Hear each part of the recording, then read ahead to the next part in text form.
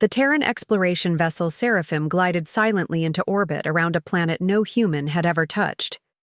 Kurnath hung below them, wrapped in swirling clouds and shadows, its surface barely visible through the haze. It was the kind of place that promised secrets, and for people like Lena Merrick, secrets were irresistible. At only 26, Lena had become one of Earth's leading xenolinguists, chosen not just for her skill with alien languages, but for her calm mind and fearless curiosity. She stood on the observation deck, watching the planet turn slowly below, unaware that her life was about to change in a way no one could predict. Captain Rail gave the go-ahead for a small scouting team to land. Sensors had picked up no clear signs of danger, only structures, signs of civilization, and a thin, breathable atmosphere. Lena joined the landing party along with 4 other crew members. She carried only a translator device, a small recording drone, and her notebook. As they descended through the clouds, Kurnath revealed itself as a vast rocky world dotted with tall, crystal-like towers. Strange lights flickered between the buildings. It felt ancient, abandoned, yet watched. The team touched down near a large stone platform. The air was still. The sky was a pale blue-gray, and strange plant life twisted like frozen vines across the ground. Moments after stepping out, figures appeared from the mist, tall, insect-like beings with glimmering eyes and thin, blade-shaped limbs. They moved slowly, deliberately. Lena stepped forward carefully, raising her hands and speaking through the translator in a gentle voice. "We come in peace. We seek to learn." At first, the Cernathi responded with equal calm. Their leader, marked by glowing patterns across its exoskeleton, gestured toward the platform. Lena followed, sensing an opportunity for dialogue. But as she walked, a faint ringing started in her ears, and the air grew heavier. The translator began to flicker. Then came a sharp sound, something between a hiss and a hum, and everything changed. Without warning, the Cernathi leader raised its hand. From hidden hollows in the stone, more figures emerged, surrounding the team. One crew member shouted. Another reached for his comm. A blast of bright light threw them back.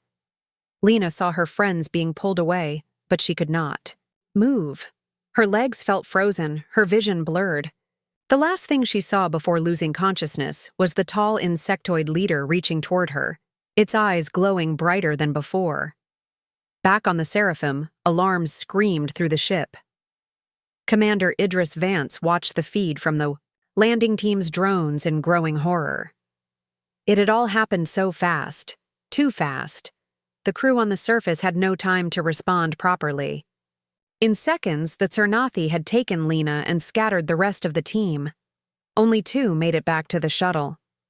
The others were presumed captured or worse. The ship pulled back to high orbit, out of range of the Cernathi's strange energy fields. Communications to Earth were sent immediately, but the distance meant weeks before any response or backup would arrive. In the meantime, they had only one mission: survive and find Lena if they could. Below, deep within the towers of Kurnath, Lena awoke in a dim, silent room. The walls were made of some smooth, organic material that shimmered faintly. No restraints held her, but she could not move. Her body felt distant, like it no longer belonged to her. Strange symbols glowed above her, and somewhere in the dark, voices spoke, not in sound, but in thoughts. They were studying her, watching her, judging her. Back on the Seraphim, Commander Vance stared at the still image on the screen. Lena being dragged into the mist. He didn't know what they wanted from her, but one thing was certain. They had taken the wrong human, and on Cernath, something ancient had awakened. Lena didn't know how long she had been inside the glowing chamber. Time moved strangely in that place. There were no windows, no doors, and no sound except for the soft humming of the walls, as if the entire room was breathing. She wasn't tied or held, but she couldn't leave. Every time she stood up and walked toward one side of the room, the space seemed to stretch and shift, turning her around without her noticing. The Chernathi didn't speak in words. Instead, they appeared around her silently. Sometimes 3, sometimes 10, always watching.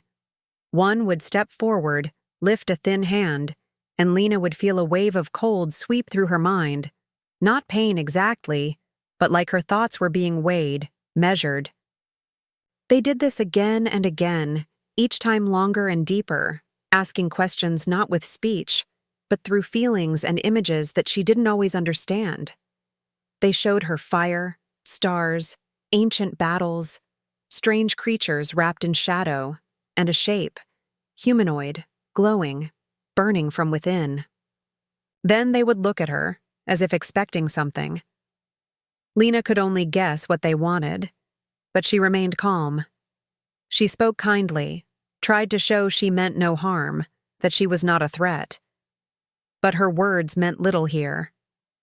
The trial grew, harder. Days, or what felt like days, passed with no rest.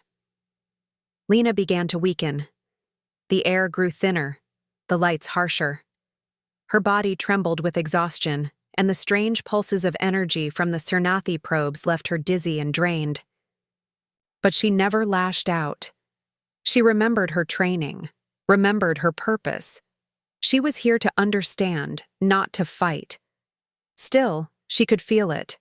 Her strength fading, her heartbeat slowing, her thoughts slipping away. And then, without warning, her vision went black. Her heart stopped. Her body lay still on the cold floor, eyes open and unseeing. The chamber dimmed. The Chernathi, for the first time, seemed unsure. One of them touched her forehead. Then, without a word, they vanished into the walls. Far above the planet, on the Seraphim, the medical station went silent. Lena's life signal flatlined. The computer confirmed it. No heartbeat, no brain activity. Commander Vance stared at the screen, unable to speak. The crew fell into silence. A quiet weight settled over the ship. Lena Merrick was gone. A eulogy was prepared. Vance himself recorded a message to be sent back to Earth. He spoke of her bravery, her spirit, how she had given her life for peaceful contact. It was transmitted through deep space relays, a message that would take weeks to reach her family, but it was sent with sorrow and honor. Some crew lit candles, others sat quietly in the observation deck, remembering her laughter, her curiosity. 27 minutes passed, and then, without warning, her vitals returned. A gasp echoed through the medical bay. Lights flashed.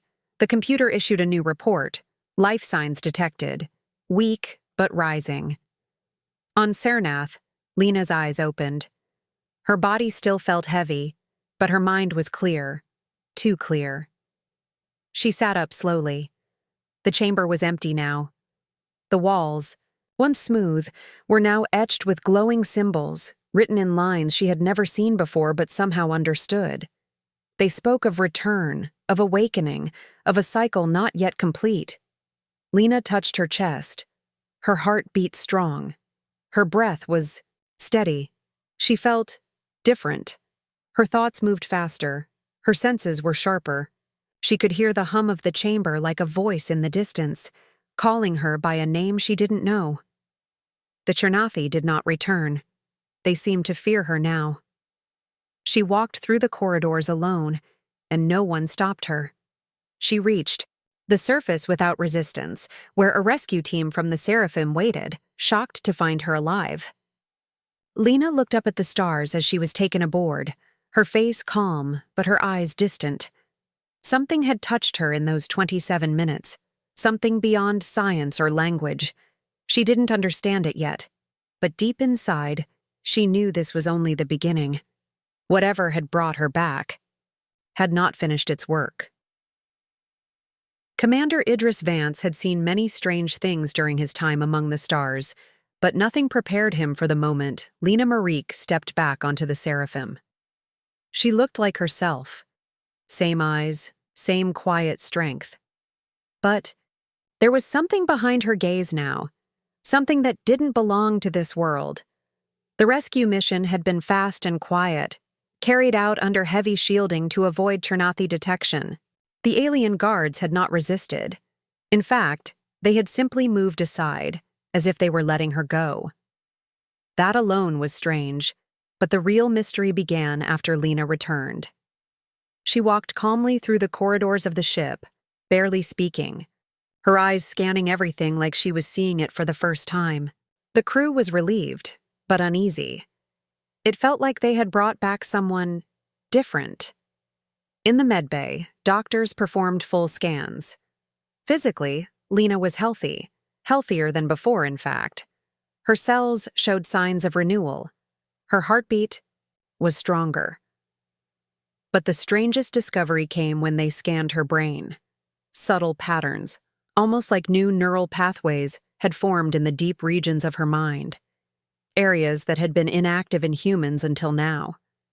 The medical team exchanged quiet looks, unable to explain what they were seeing. It was as if Lena's brain had been rebooted and rewritten at the same time. When she finally spoke, it wasn't in English, or any language on record. It was smooth, melodic, and ancient-sounding. The translator couldn't even process it, yet Lena understood every word. She explained in a calm voice that she had memories, but they didn't belong to her. Images flashed in her mind, stars forming in clouds of fire, golden cities built on floating islands, great machines orbiting dead planets. She saw creatures that no longer existed and heard a voice whispering in a language older than time. Sometimes it spoke warnings. Other times, it spoke names she didn't know but somehow felt connected to. She could draw Chernathi symbols perfectly, even those the species had long forgotten. When shown historical records, she corrected them, describing lost rituals and ruined temples that had never been discovered. The Chernathi scholars, when contacted for confirmation, were stunned. One of them fainted after hearing Lena repeat, an ancient chant that had not been spoken in over 10,000 cycles. Commander Vance met with her privately, trying to understand what had happened. Lena sat across from him, calm but distant, her hands folded neatly in her lap. She said she remembered dying, not just darkness but a feeling of falling, of moving through something vast and timeless. In that space, she said, something had found her. She didn't know its name, but it was watching. It wasn't Chernathi or human or like anything they had ever encountered. It was beyond. It reached into her mind, pulled pieces of itself into her thoughts, and then sent her back. When Vance asked why, she only said, "Because it's not finished with me." The crew grew uneasy. Lena knew things she shouldn't, and sometimes she would pause mid-sentence and look at nothing for several seconds, as if hearing something far away. She began writing in notebooks, symbols, diagrams, things she didn't even understand fully herself. Her room was filled with these writings. And then, one night, she stood before the observation window and whispered, "It's waking up." The next morning, power fluctuations spread through the ship.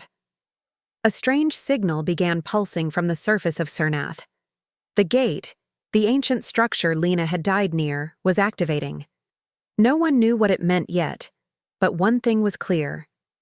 Lena Merrick had come back changed.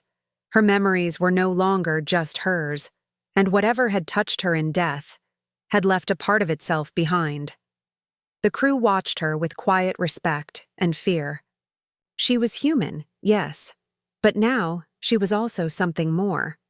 The stars above Chernath looked colder than before as the Seraphim returned to orbit, no longer on a mission of rescue, but of discovery, and maybe something more. This time, it wasn't the captain who ordered the descent. It was Lena. She stood on the command deck with a strange calm in her eyes, her voice steady but firm. "I need to go back," she said. To the gate. The crew hesitated. The memory of her death still haunted them, but there was something in the way she spoke that none of them could deny. Commander Vance watched her carefully. She was not the same woman they had lost, and yet she hadn't lost herself either. She was Lena, but changed. And whatever had touched her was still with her, waiting just beneath the surface. The shuttle landed quietly near the Chernathi temple, where she had once died. The atmosphere was still, but not empty. Dozens of Chernathi gathered outside the tall, crystal structures, standing in silent rows. When Lena stepped onto the surface, a wave of emotion passed through the crowd. The insectoid beings bent low, their long limbs folded in what seemed like a ritual of respect or fear. One of their leaders stepped forward, his glowing markings shifting rapidly as he spoke a name they hadn't heard before. Zahal Ana. Lena didn't need a translator. The name meant the returned one. She didn't flinch. She nodded once, then walked past them as if she had walked those halls 100 times. Inside the temple, the walls shimmered with the same symbols she had seen in her visions. She moved through the corridors without hesitation, as if guided by memories that weren't hers. The gate awaited her below, in a chamber deep beneath the stone. It was massive, circular, and carved from a single piece of unknown metal. Strange patterns circled its edge, and in the center was a core of soft, pulsing light. It hadn't glowed before. Lena stepped closer.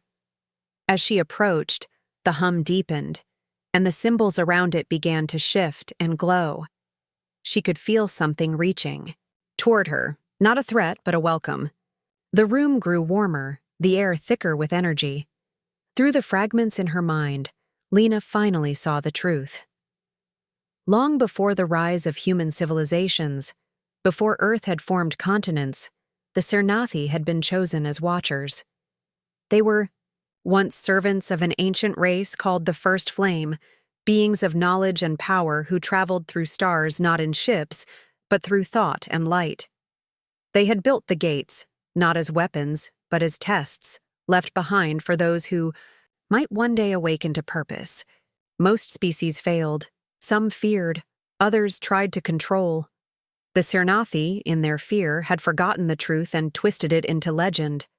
But Lena, in her death, had touched that sleeping presence. Her soul had brushed the edge of something beyond life. It had marked her not as a threat, but as an answer. Commander Vance and a few crew members watched from behind a security field, unable to step further. Lena stood before the gate, and the light around her began to change. The metal pulsed in, rhythm with her heartbeat. Then, the gate opened, not like a door, but like a window folding inward, revealing a space that was not space at all. It was dark, endless, filled with flickers of distant stars, but no one else saw what Lena saw. In that moment, she heard the voice again, soft and deep, calling her by the name the Chernathi had spoken. She turned slowly and said to Vance, "They're waiting. Not just for me, for us?" No one knew what would happen next, but the gate no longer seemed like a relic. It was active, awake, and it had responded to Lena alone. She had been changed for a reason. And now, that reason was beginning to unfold. Lena stood still in front of the gate, its light dancing across her face like fire caught in glass. The great circle of metal hummed with life, its soft glow responding to her presence as if it recognized her.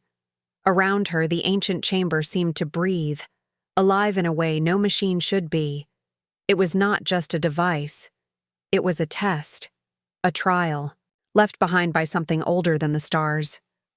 In her mind, the voice returned, not loud, not demanding, just present, guiding her thoughts like wind behind a sail. She understood now. The gate was part of something called the Flame, a network of knowledge, power, and memory scattered across the galaxy by a long-lost race known only as the First Flame. They did not rule with force. They waited. They watched. And they tested. Lena had passed that test by choosing not violence, but understanding. She had faced death, seen beyond the limits of her human body, and returned not with rage, but with purpose. This was what the flame had been waiting for. Not power, but wisdom. Behind her, Commander Vance and the others watched in silence, the Chernathi kneeling nearby, their glowing patterns dim and trembling. They had expected punishment. They had feared retribution for what they had done to her.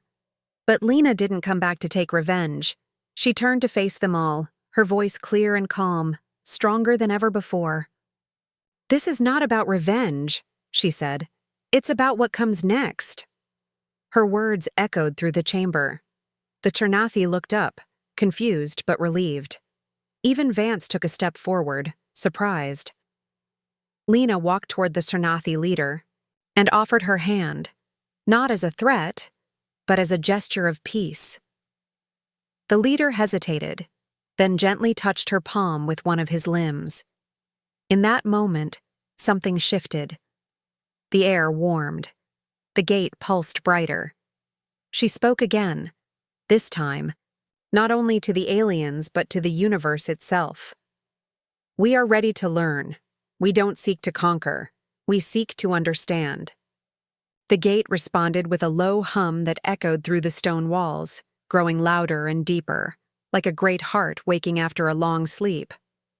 On board the Seraphim, systems began to react. Lights flickered, data streams shifted, and a new signal appeared, one that wasn't coming from Cernath, but from far beyond it. Lena knew what it was. The flame had heard her, and now it was answering. She requested a channel back to Earth, even though the message would take weeks to arrive. When the connection opened, she stood in front of the transmission console, her eyes steady and full of something the others couldn't name. Something between courage and wonder. Her voice was soft, but every word carried weight. "This is Lena Merrick, science officer of the Seraphim. I died, but I returned with something greater. We're not alone. We never were. And humanity has just been noticed." She ended the message with a nod, then stepped back as the gate pulsed once more, its center swirling with light and shadows. For a moment, a shape appeared within it, tall, distant, almost like a figure made of stars. Then it vanished, and the gate returned to silence. But the message had been clear. Something ancient had stirred. The trial had begun, and Earth had passed its first test not by force, but by compassion. Lena looked up at the stars through the opening in the chamber ceiling. They no longer seemed like cold points of light. Now they looked like doors waiting to be opened. Commander Vance stepped beside her and asked quietly, "What now?" Lena smiled, though it held a deep seriousness. "Now," she said, "we prepare. The galaxy is watching." Far beyond Cernath, in places humans had never seen, other gates began to flicker. The flame was spreading its light again, and Lena Merrick, once an ordinary explorer, had become its first spark among humanity.